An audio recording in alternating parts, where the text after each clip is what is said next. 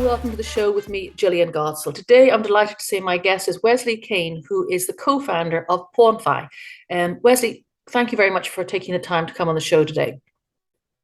Yeah, thank you, Jillian. Thanks for having us. No, brilliant. We're going to find this is a really interesting project. But first of all, tell me a bit about your background. You have a very strong financial and experienced background in finance. Tell me what you've done and your experience, please. Okay, so yeah, hello everyone. I'm Wesley. So previously, I was actually in charge of secure lending business in DBS, one of the biggest bank in Southeast Asia. And my background is quite traditional finance. Everyone can see that because not only I'm a CFA, but also I'm secured in the biggest business in banking, which is secure lending. And that comes out of why we want to do this kind of Pawnfi things, is that everything in traditional finance, not sure everyone aware of that, is that a lot of things are non-standard. Everything is go through OTC market. So for example, I want to go through a lending projects with others, or let's say DBS versus, let's say, Goldman Sachs. Actually, that is not go through a standard process. Everything is go through like an OTC market. And those assets are not only just like standard asset, which is widely accepted, but also like gold, like cars, like let's say debt. Those kind of things are non-standard. And we cannot do the valuation as we normally see in security market. So that is a reason we think that, hey, actually in blockchain, a lot of things are non-standard. So it also circles back to what is non-standard assets, which is what is Pawnfi already vision, is that actually in blockchain, a lot of assets are non-standard like ETH or BTC. Actually, you can see like NFT, your LP tokens, your, let's say, utility tokens, or even like some of the altcoins, they are not widely accepted in today's crypto market. We should be able to value them given the price value range. And also we need to provide kind of like financial service for them. So that is what Pawnfi is going to do, is that we want to become an automatic liquidity protocol that facilitate lending, renting, and selling those non-standard assets. And that is the first vision. And the second vision is, you normally see that for NFT, for example, you can only place it for sale, or you place it as a collateral. You cannot do it together, just like you are doing for your mortgage or for your debt. So when you apply a mortgage for, let's say, your house, actually at the same time, you can sell it through the agency or sell it on any of the website. But that is not doable in today's financial world, or let's say in crypto space. So what we want to do is that when you initiate a collateral loan for your non-standard asset, you will still be able to, at the same time, sell it in the secondary market, no matter it is like OpenSea, no matter it is like Binance, but also you can able to rent out to others, just like your wearables, your gadget in the gaming world. So that is a financial movement that it is quite nature in traditional banking, but we cannot see today in crypto space. So that is what Pawnfi wants to do in the second dimension, that we want to make sure that all the financial movement will not be taken out of control, or will not be taken out of circulation. So that is the second thing that we want to do. And circle back to when we founded Pawnfi, actually it happens in 2019, that it is during the DeFi summer that we think that, hey, actually we should jump into crypto space because there is a lack of liquidity, especially the financial activities. At that time, everything it is about buy and sell. But actually in traditional finance, buy and sell only contribute to, let's say, 25 to 30% of the financial activities. Actually, the remaining part is leasing and also borrowing.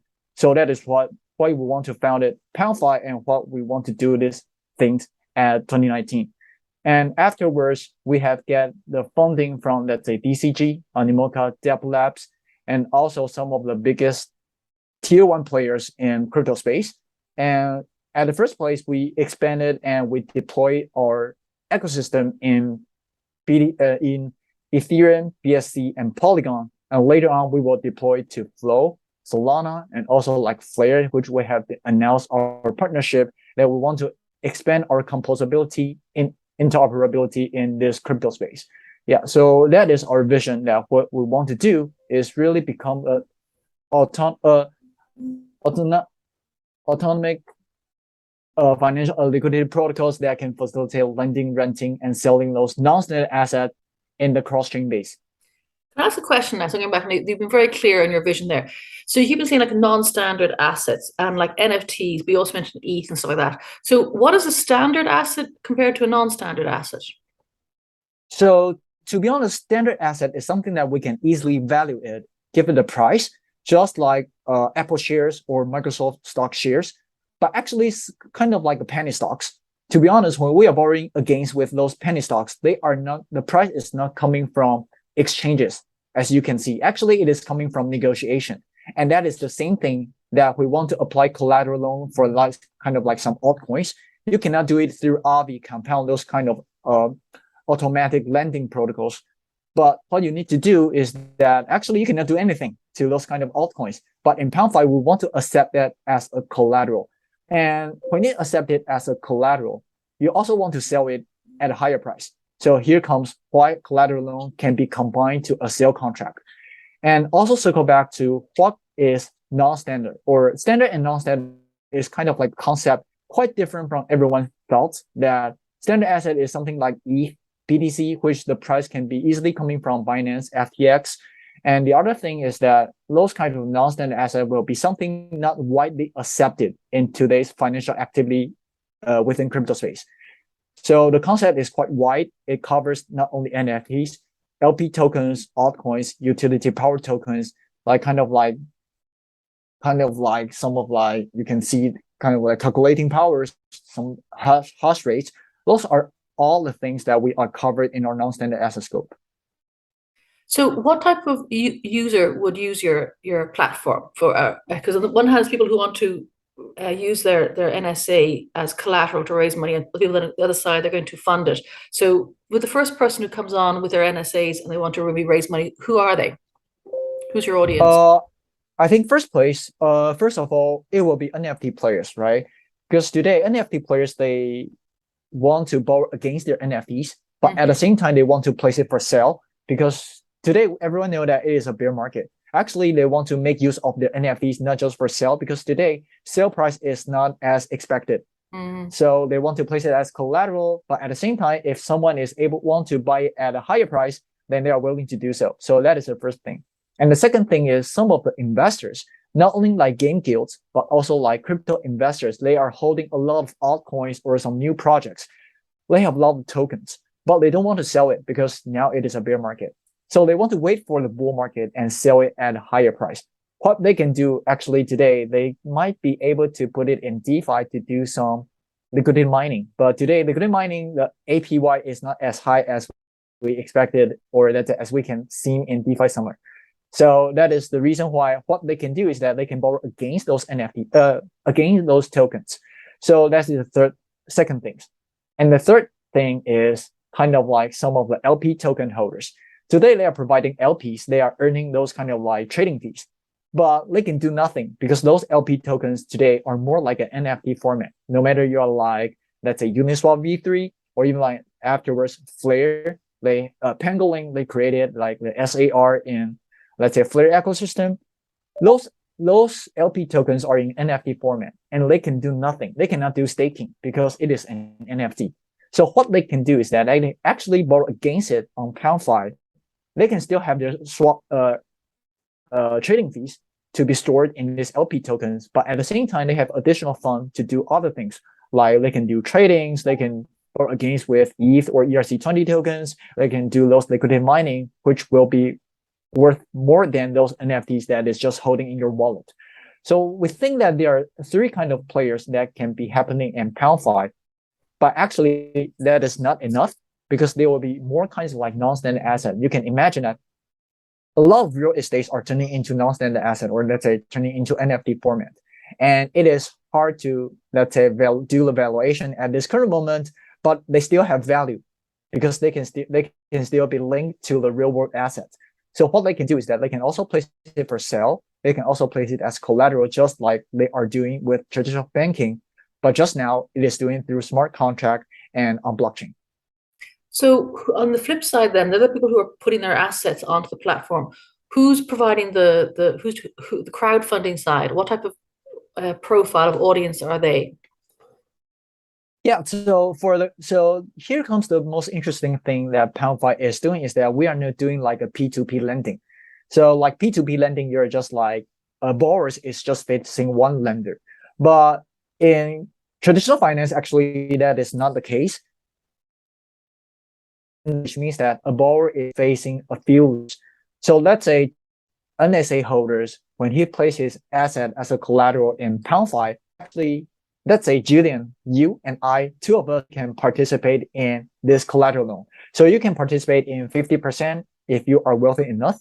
And for myself, I can just participate in 25%. And the other one, he can participate and let's say, hey, I want to contribute for the remaining 25%. So that is totally based on your own willingness. So here comes the benefit of this kind of like crowd lending. When you participate, it means that you are recognizing the price or let's say the collateral loan value. So that is huge, way more better than just P2P lending, because for P2P lending, the pricing is just coming from one person. But for crowd lending, it is coming from the crowd or let's say coming from the crypto community. So that is why we want to do it for like a crowd lending for non-standard assets, because the pricing cannot be just coming from one person. And it also has the concept coming from traditional finance, the syndicated loans, that all the lenders, they can provide their pricing and provide the value that they think it is weighted, and combined together, it will be coming up with the loan that they are willing to lend out together. That is also the same concept that our crowd lending is able to provide in this crypto space. So then tell me, then you mentioned some of your investors. Who has invested in you and how much did you raise? Actually, we have raised 3 million at this current moment. Our investors are like DCG, Animoca, and Dapple Labs, and also like Polygon Labs. So they are all our investors, but also as currently we are also doing some additional fundraising, but we are not able to announce it at this current moment, but we will release it quite soon. It will be based on our timeline and we will announce it afterwards. And then also you mentioned Flair. So you made an announcement on the 25th of August about Flair Network. Could you tell me about that, please? Yeah. So we just announced our partnership with Flair. I think it is in a nutshell that Flair is providing a better layer one, not only their F assets, but also their layer cake, which means that they have an automatic bridging that can bridge different layer one to their ecosystem. So you can see that on Flair, we will be facing a lot of non-standard assets. So let's say today in Ethereum, you will not be able to borrow against your Dogecoin, right? Nowhere else you can borrow against your Dogecoin, only on, let's say, Binance, or let's say on kind of like centralized exchange. But today it will happen on Flair, because Dogecoin, you can be bridged into Flair ecosystem and you can borrow against it on Pawnfi. And another thing is they have a lot of coming up, let's say Pangolin. They are providing this kind of like SAR NFT position of your LP tokens. And definitely they will be accepted in Pawnfi, which means that as an as a LP providers, or let's say liquidity providers, they can easily borrow against their percent without really, let's say, trading fees or swap fees. So in a nutshell, that Flair is helping us to bridging different ecosystem into their layer one. And they are helping us to increase the composability and interoperability among these all layer ones. So we think that not only we are benefit from their technology, but also we are providing a new financial solutions for this upcoming ecosystems, which is a non-standard asset. So not only NFTs, but actually assets from different chains from any other layer ones. Interesting. Where are you on your roadmap at the moment, Wesley? Currently, we are in our beta testing, and we are actually coming up with our version 2, which we are providing more functionalities, let's say like order management and also like trade query. So something interesting in our trade query is that you can easily find out the historical lending, or let's say renting or selling on Pawnfi or on in the marketplace. So as a lenders or as a borrowers, you can easily identify, hey, how much actually I can borrow against one of my NFTs, which is previously borrowed against in this market. So you don't need to just look around or think, hey, it might fail that no one is going to lend it to me. Actually, you can just identify based on the past record. So this is about a trade query. And about the order management, you can see that Pawnfi is not doing like collateral loan. You can do it lending, renting, and selling together. So you can imagine that the order will be truly complicated for users. So we want to make it as straightforward as possible that through this order management, you can easily find out who is lending to you, who is borrowing your NFTs, and when is the duration and how much you're going to repay. So this is what we are providing. And another thing that in our roadmap, we are currently finalizing, or let's say we are really optimizing our repayment method, which is an equal total payment. So in Pawnfi, or let's say in today's crypto market, you can see that a lot of assets are defaulted or liquidated in today's crypto space. The reason is that the repayment schedules is always, let's say, lump sum payment or on the fly payment, which is make those lenders exposed to high default risk. But in traditional finance, you can see that why the mortgage is seldom be defaulted. The reason is that they have an installment plan. Yes. So that is what we want to provide it. Yeah, we want to provide it, or let's say we are already delivering in our smart contract that as a borrower, you can choose that your high value collateral loan can be selected as an installment plan, and you can customize your equal total payment schedule, which means that the lenders will be more happy or safer to lend it to you.